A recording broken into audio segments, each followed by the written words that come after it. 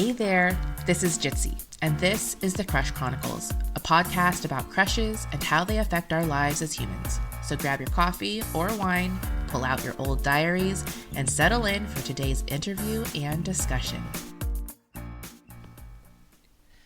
As I plant a marker in my timeline for middle age, here is how my life currently looks. Last month, I signed up for a class to get a certificate in writing. Continuing my education and getting a certification has been a goal of mine for years, and this year I am finally making it happen, and in one of my passions, no less. I recently got an IUD to help manage PCOS, a uterine fibroid, and possibly endometriosis. And my hormones are going all wickety-whack while my body adjusts to this foreign object. It's strange. One would think this shouldn't be doing me any good because it's just a piece of plastic, but I feel so much better since I've gotten it, despite wickety-whack hormones. Like half of my country of residence, I struggle to balance staying informed about what is happening outside of my home with maintaining my sanity. There are many things that I struggle with each day, week, and month, but I am aware enough to realize I have much privilege and live an abundant life. I am content with my choices. I have a loving marriage, beautiful children, a body that keeps me alive, and a mind that continues to crave knowledge. Every choice that I have made has brought me here, to my midpoint, and I look forward to making choices that will lead me to more milestones to be marked.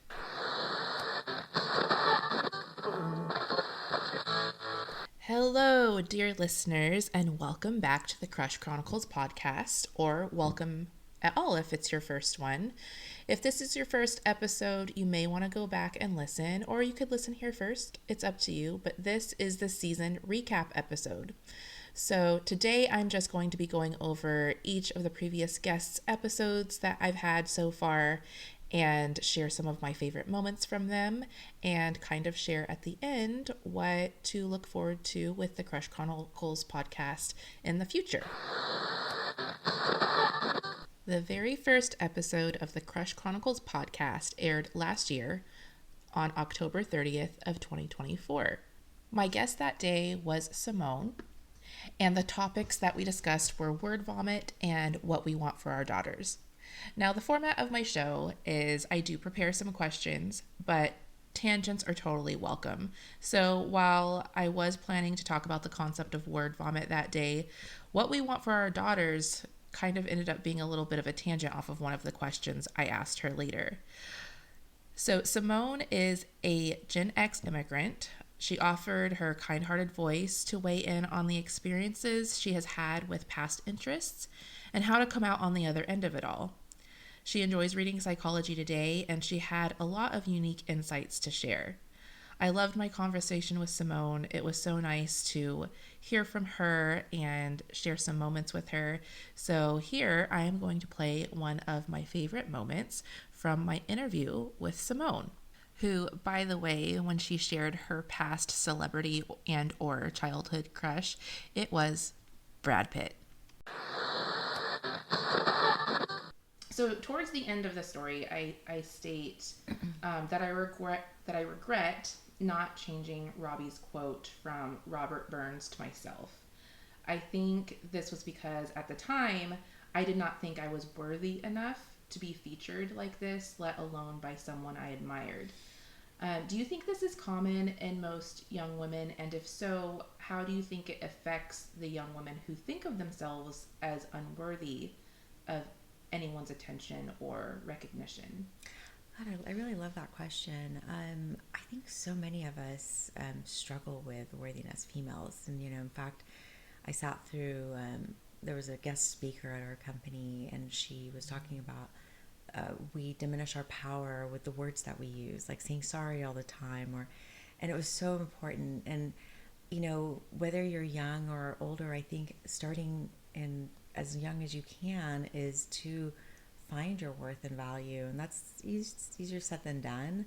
But I think it's so important to know your worth and value and what you bring to the table, because I think it helps all the decisions that you end up making all the way into adulthood.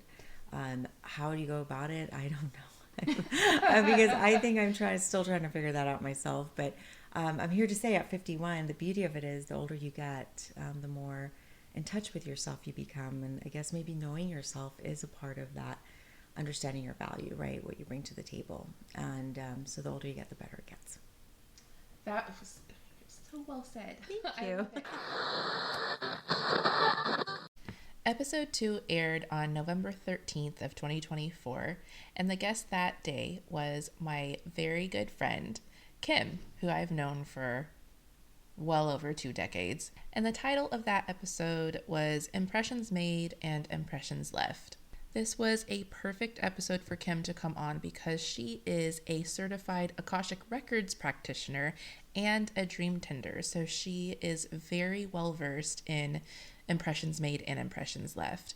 And to expand on that topic, or the title rather, we were really discussing what impressions are left on us and what impressions do we leave on others. So this was a very fun episode to do.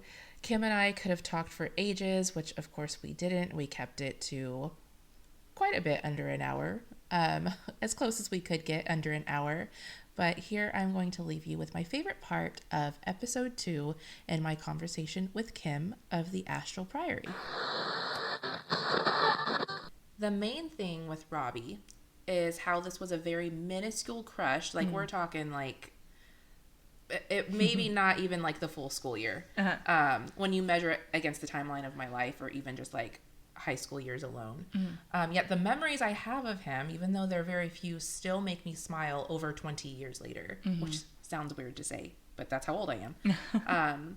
What are your thoughts on the impressions that a crush leaves on us as we go through our lives? Yeah, I mean, I think they're very formative. And okay, like I mentioned, so in some of the work I do, I am a dream tending practitioner. So I work with people's dreams. For me personally, as someone who has always had tons of vivid dreams, like throughout my whole entire life, like that I can remember, I like crushes even from junior high, high school, a lot of junior high will come back and like find themselves, like I'll be dreaming about them. It will be, I'm 37. So, it's been a long time for me as well. Like, like 25 years, some of these. And, I won't have like in my waking life have thought about these guys for, decades, but then here they come flooding back into my life and in my dreams, specifically. And, even though I'm not someone who thinks like, who like views that in the sense of like, oh, if a crush comes into your dream, then that means XYZ. I think it's all very contextual and very individual and personalized. But, like for me, in my experience with it, like, and even if these like crushes were not like good experiences, I had that, like those ones will come back a lot. They'll come back and visit me at night, and it's like this sense of like a part of me at that age, whatever age I was. So like, in some cases like junior high, like there's like a part of me that is being brought to the forefront when I see these guys, like, these crushes and having them interact with me, like in ways that were different from when I was young. And I think like in general, even like the most like small or short, like crushes that we have, that like, nothing ever came of it, no relationships or interactions or anything like that. Like, I mean, like they kind of like imprint themselves on us, and we, it is, like, I don't want to use that term because it's Twilight, but I know. That was the immediate vision that came in. Not that kind of imprint, but like they, they just kind of like, they're almost like snapshots of time, and like when you think back of like some crushes that we had, when we were, just little girls, little teens and stuff, that, I mean, it just says so much about us in those time periods. Like, what were we attracted to? Like, how did they treat us? How did we feel in those moments? Like, it's just, I really just, like, they're kind of like little time capsules almost. And you could just, like, refer back to, whatever crush it is. And then you could kind of see yourself at that time. Like, see yourself, like, as that girl, that is maybe like 20 versions of yourself ago that, you wouldn't recognize anymore. But, yeah, that's kind of how I see it. Wasn't that just a beautiful comparison? I really love how she called like us back when we were having our old crushes kind of like little time capsules. I absolutely love that concept. So that was Kim. And by the way, she mentioned that one of her favorite, or not favorite, but I guess one of her previous childhood celebrity crushes was Freddie Prinze Jr. So then, 2 weeks after that, on November 27th of 2024, I released episode 3 with my guest, Rebecca, and the topic and title of that episode was Friend Zoning Yourself. Rebecca shared that her first childhood celebrity crush was Jonathan Taylor Thomas, and girl, same. Please do have a listen to my favorite part of the discussion that I had with Rebecca. You said it wasn't friend zoning. Did you ever have like an instance where you felt like you friend zoned yourself, or is that just something that I kind of No, made up? no, definitely not, because there wasn't ever a time where there was someone I would have been interested in who I shut down. Because I think there were guys who liked me, question mark, who I just wasn't at all interested in, and I, either played stupid like I couldn't tell, or, would actively be age appropriately, but unfortunately, unkind about it, just like, LOL, bye.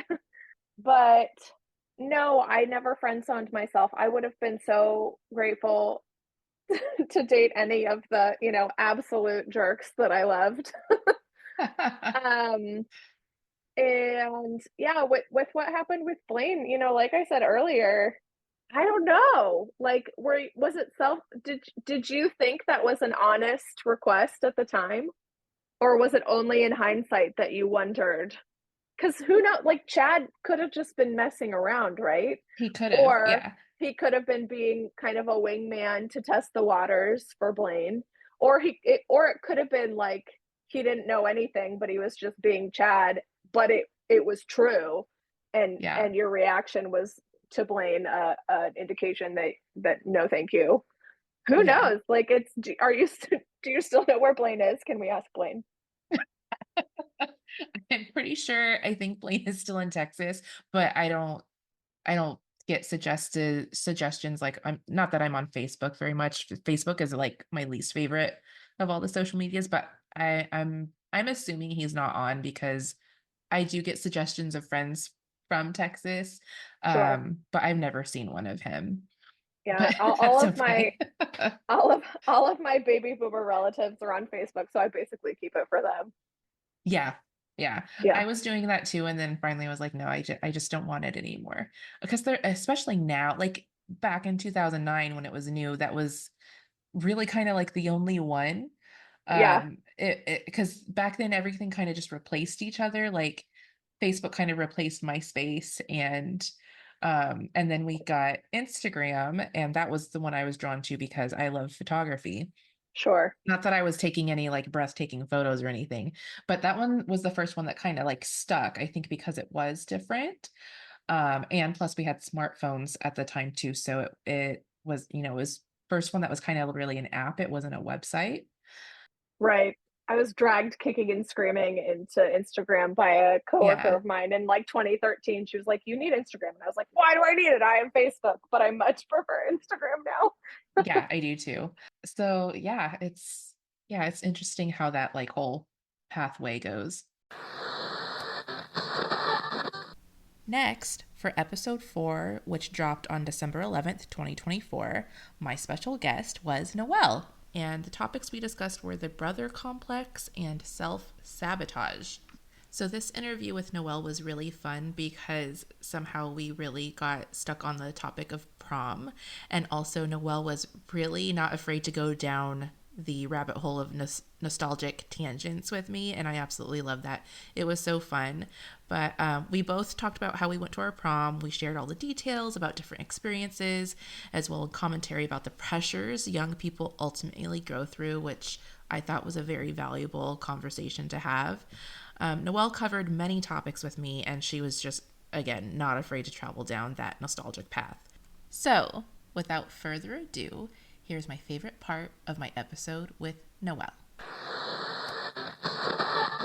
One of the overarching themes I have going on with Blaine's story is one of self-sabotage. I shut down the prospect of going to a school dance with him, openly categorized our relationship as sibling like, scolding him backstage instead of appreciating his presence, and so on. What self sabotaging experiences have you had with a crush or all, and how common do you think this is for girls and women? For me, I've always felt you can't be, too ready because that's an unattractive thing. Like, oh yeah, like I'll answer your text message or I'll answer your phone right away. Or they say, oh, are you free this Friday night? Like, yes, absolutely. That eagerness sometimes when I was younger felt could be so unattractive. And because then I assume they start to have that feeling of, well, what's wrong with her? Like, why doesn't she have literally any other hobbies or any other friends or any other thing to do? And you don't want to present yourself as like a stage 5 clinger. And so I think sometimes taking too much time with the intent of seeming busy or seeming like you're not on the forefront of my mind is in fact like putting someone else down in my excitement for that time spent with them, which could then make them feel like I'm not interested because I'm pretending to not be interested to seem more interesting. And that can get really messy. And it was truly a blessing to just be myself and learn, look, like if I want to hang out, I want to hang out. And if I've got other plans, I've got other plans. And I'll be candid about that. But I did not learn that until much later in life. So yeah. Well, also, it was something new for us. Like, we didn't really get the texting and the cell phone stuff. Like, even when we first got cell phones, we couldn't even really text unless because it was too expensive, because it was per text or word or whatever it was. So it was Per really character or like, something. yeah. So it was really something kind of like a new social aspect to navigate at the time too. So that was something for us all to figure out. And hopefully we figured it out and we can kind of advise the younger generations, like, don't do that. Like, just respond, which I'm sure they've developed their own, like, who knows what they do now when they text and stuff, or if they even text, maybe they like just snap or something. Yeah. I don't even know. They will never know what it's like to have an alert come on when your crush signs on to AIM. And then you see it and you're like, oh, they're on. And then you sit and you wait and you're like, how long is an appropriate amount of time for me to go, oh, I noticed you're on. And so like, that's an example of what I mean by like, I don't want to be, I mean, I was being freaky. I had an alert to say they signed on, but just sitting at your But we computer. all did it, just like we all did it, just like we've all Facebook stalked, we've all social media stalked. We've all checked the ex's profiles and all that stuff. It's all something we've gone through, and it's kind of like a millennial rite of passage in a way. But yes, I really Yeah. related to the AIM. Oh, they're on, like, oh my gosh. And you're like all giddy, yeah, all excited, but you're also like, you have to pause because you have to be cool. Let me go back to picking my MySpace top 4 for the week before I circle back to you or code in a new background song. We were all little coders back then. How cool. Not only will today's youth not understand the dilemma of the AIM or AIM sign in, but they also will never know the struggles that we had in picking our MySpace top 8 or top 4 if we needed to lessen it down. I had so many people so upset that they were not in my top 8. I had friends that had to put like bands as their top 8 instead of actual friends because you would feel like you were being ranked and you would be offended if your close friend didn't have you on there. Yeah, they'll never know. Why did we even have a top 8? What was that even about? All that being said, I do miss MySpace. I have never liked Facebook. I do miss MySpace, but Tom's probably gone on to do better things and is living a great, happy life and staying out of all of this social media nonsense. Good for him. Oh, and Noelle's current celebrity crush is Henry Cavill. It's possible some of you missed episode 5 because I decided to release it the day after Christmas. So December 26, 2024 is when I released episode 5 with Ames, which was titled Realizing You Have a Crush. Ames is an aspiring screenwriter with a focus on Asian American film studies and queer storytelling. They're a donut lover and an avid reader. Ames is a little soft-spoken but has many philosophical ideas and thoughtful insights behind their voice. In this episode, we got into the nitty-gritty of butterfly-inducing moments and ask, can religion weave its way into the realm of the crush? Here's my favorite part of that conversation with Ames. What do you think happens when we're kind of creating this relationship with our crush and essentially in our minds? What do you think that does for whether you're talking about our relationship to ourselves or I guess it really is kind of a relationship that you're giving to yourself, because even though you're kind of you have this crush on someone, you have this idea of what it could be like together in your mind, or or just thinking about your feelings for that person but keeping them to yourself in your own brain without sharing them, and you're kind of essentially having your your own little relationship. What are your takes on that? Yeah, I kind of want to echo this paper I read by Lauren Berlant. She writes, there can be no love without fantasy. I think you shared this with me before, and because I love that line as well. I love that line so much because you, when you have desire, you are already creating this imagination of yourself in that space, and it's that is the fantasy of yourself in that relationship. And so when you are feeling the budding blossoms of love or attraction, you are already negotiating your positionality in this scene with yourself and the different social structures that may be in play within that fantasy.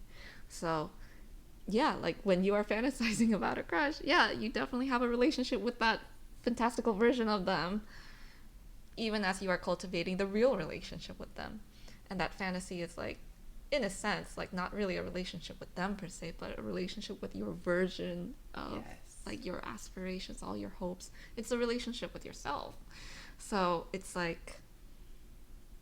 sometimes when that vision that you have of yourself in that relationship doesn't really match the reality of it, it makes you have to decide whether you want to keep it or whether you want to cultivate it towards that direction.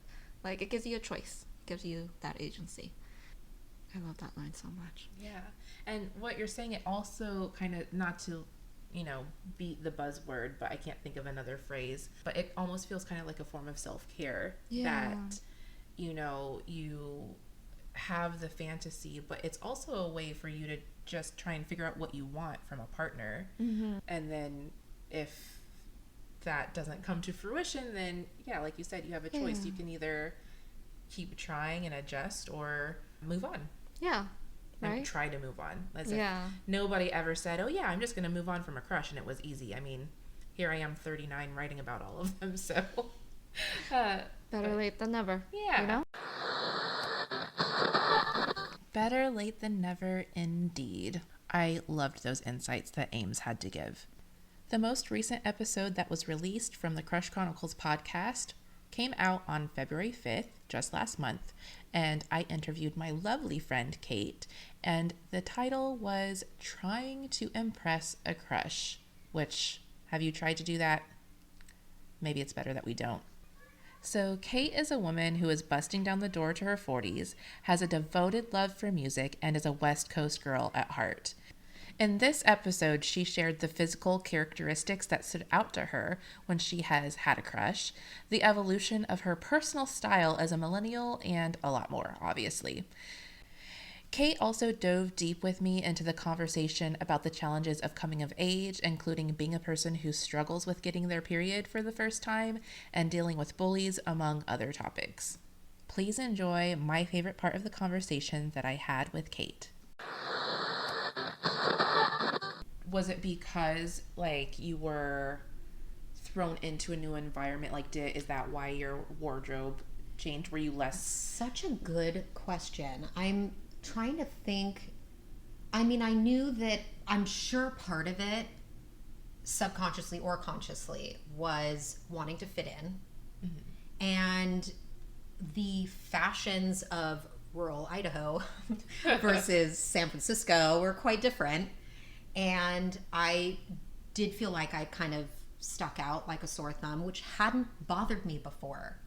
I never minded. Well, you were comfortable before. I was comfortable in who I was. I didn't care what people thought. And a safety net of people Totally. and friends. I grew up in the theater as a performer. I was, so outgoing, and I just always was like, I don't care what anybody thinks. I'm gonna wear what I want, and I'm gonna do what I want. And I had this very no shit attitude.